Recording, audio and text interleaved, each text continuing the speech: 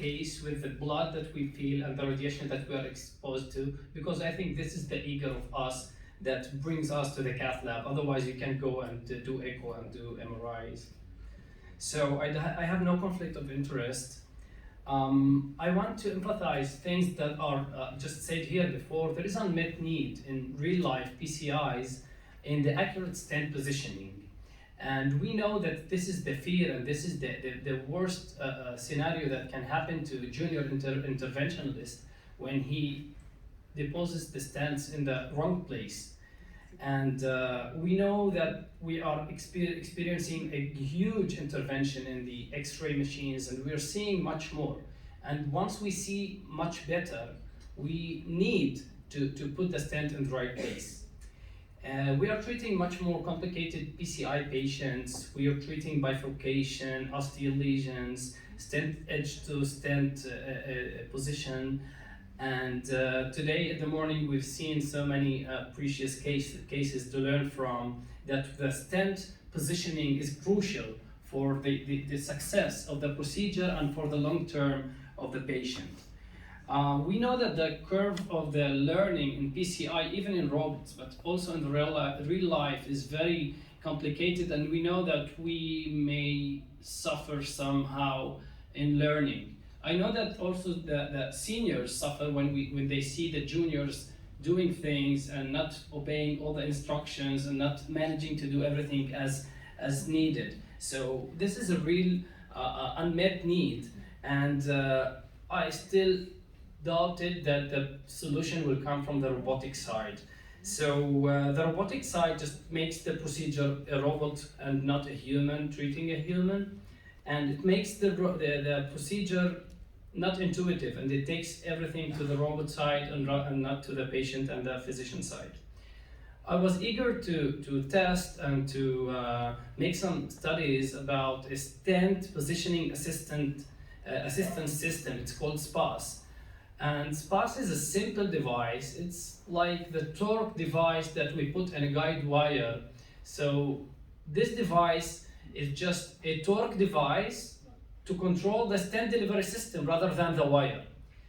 This could sound intuitive, that we can just push and pull the stent delivery system and everything is all right and we are great and we do a great job and we put the stent accurately.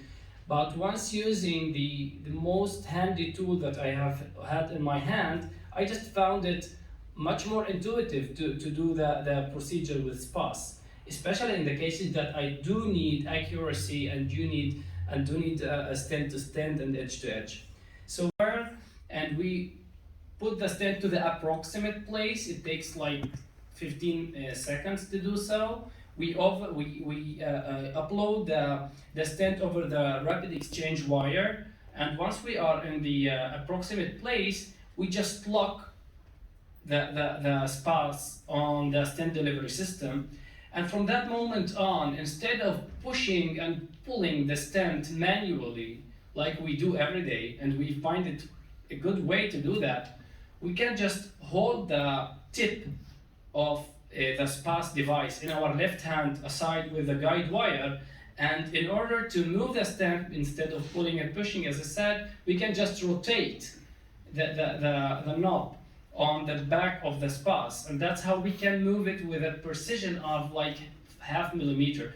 Each rotation makes a 5 millimeter displacement of the stent proximally or distally, and by having a quarter round or 90 degrees, we can just control a robotic-like movement of the stent in a very nice fashion. There were some, let's say, preclinical assessments using a bench-side model and a simulator to test all these systems, and we found the SPAS compatible with almost all the stent systems that we use. We did the first in-human multi-center clinical trial. It was done last year, and it was published only recently. It was done in Nazareth EMMS hospital in Israel and in Kaplan in Rehovot, also in Israel. We enrolled 55 PCI patients And there were the variety of all the cases, from heavily calcified, total occlusion, severe tortuosity, bifurcation stenting, ostial, aortic, edge-to-edge stenting. And we were successful in 100% in completing the procedure with the SPAS. So again, the SPAS is not a system to allow anything but moving the stent and putting it in the accurate place. It's usually not important in 75% of cases to go a millimeter precision, but when we do ostial and stent to stent and bifurcation lesions, it's crucial. We tested the satisfaction of the few cardiologists that tried it in that study, and it was very easy for use. It reduced stent installation time and stenting complexity. Imagine the radiation that we are exposed on, that every time we do a scene, and record and inject some fluoro, and we do it with 15 frames per second with high energy. So minimizing the time that we can do, it just gives us a controlled or anticipated, expected movement of the stent, which was very nice for the cardiologist that did that. The experience in the real life is over 500 cases that mostly were done in Russia. It was completed again, I say, with all stent companies. More than 20 cardiologists nowadays are familiar with the SPAS, and we're looking how we can, let's say, make something quantitative and a research that could understand what is the need and how it affects clinical outcomes from the side of iodine contrast and radiation exposure. And again, the nice thing is that it was used by junior and senior interventional cardiologists as well. And for me, as let's say a junior interventionalist, I can tell you that I got more space and more confident and more let's say more confidence from my seniors to let me do things that once I would not do, which is installing the stent in the right place. When they know that I'm going to make not exaggerated movements, but only little movements and controlled movements, which are portions of a circle, it was much easier for them to give me and to make the procedure happen. I don't want to make it any longer, but it was tested also and verified with OCT procedures, over 7 OCT procedures, where we installed edge-to-edge stenting, and we knew that we need a 1 millimeter of overlap. So we made OCT and measured the total stent length, and we found it very a length that we asked for. Again, I have to say that it's something that it's an add-on, it's a tool that you can use it. It's like the torque device on a wire. It does not change the wiring procedure. It's just, if you want it, you can use it. If you don't, you can ignore it. So it gives the flawless and the normal flow of the PCI without interrupting it, without it taking the doctor out of the room or stuff like this. And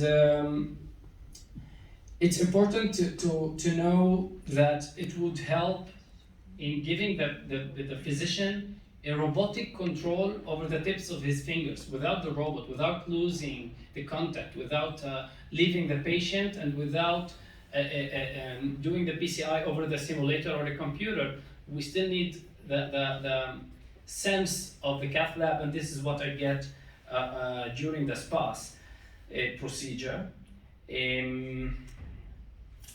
I have nothing to add. I just open for question or debate. Thank you.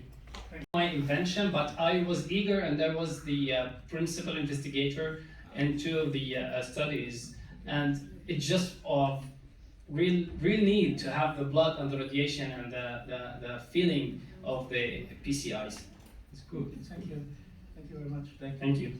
I have one little comment and one little question. First of all, the comment, I actually think as an interventionist, that is, if it is easy to install and 0.5 millimeter for ostial and bifurcation, it's like a no-brainer. You would want some, if it's cheap, and I'm not putting words in your mouth, then it would be a no-brainer and it's easy to install. That's the comment.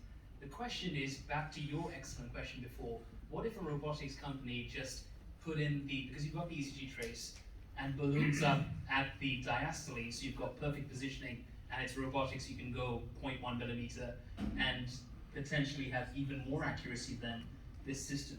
Granted, this is cheaper, easier to install, and gives you the wonderful feeling of an interventionist. But I'm just saying, you've given the idea before, which is, I think, excellent, about diastolic positioning, which would improve accuracy. Regarding to the diastolic positioning, I know my friends of mine from Hadera Medical Center in Israel made a study, and they called it DMI, the movement of the diastolic motion in the stent, and they had a graph or a location how the stent moves further and backward during the diastole. It's very nice to see those stuff in the volcano and all the Philips things when you do stent boost. So they made the stent boost and they measured how far the images that we get, and we know that sometimes it's 3 or 4 millimeters. And when you choose the stent length, you do have to take the margin double, because you don't know where will you be in the distally, in the proximal or the distal. I think that the robot has some, let's say, some advantage if it will be few dollars cost, and if it will be